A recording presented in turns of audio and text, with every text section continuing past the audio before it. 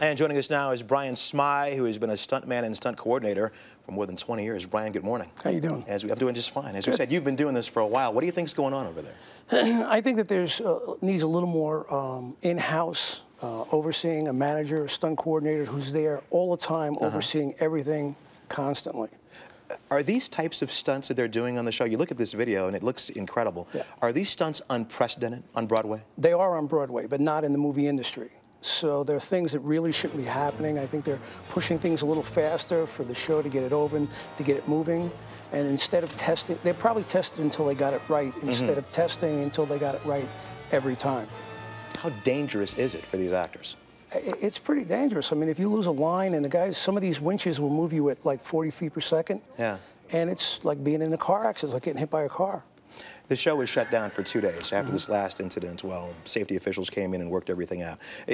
Based on your experience here, after 2 days, how optimistic are you that they have worked everything out? Not very optimistic. Really? No. What do you do at this point if you're the Broadway, if you're the producers of this show? You bring in somebody with a different perspective. You bring in some of the big guns who do this type of thing constantly, rigging guys who are there all the time. And it might just be a different perspective from the rigging guys who set it up to evaluate what they did, to step away from it from a different view.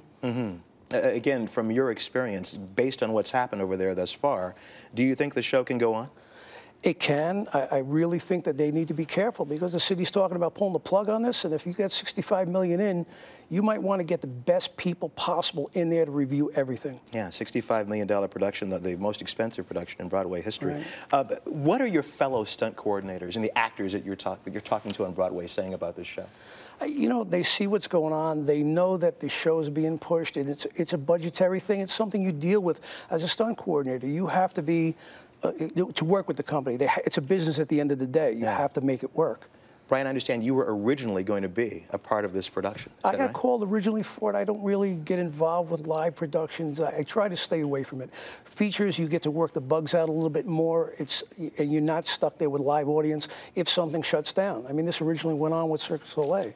And the stunt coordinators they are using are from the movies, right? The Spider-Man movies? They are from the original Spider-Man movie. The guys who rigged it. Now, there's not really an in-house stunt coordinator there all the time. If something goes wrong, they go back to these guys and bring them back to evaluate the problems. Yeah. You see what's going on over there. Any regrets that you're not part of this production at all? Not now. Not now.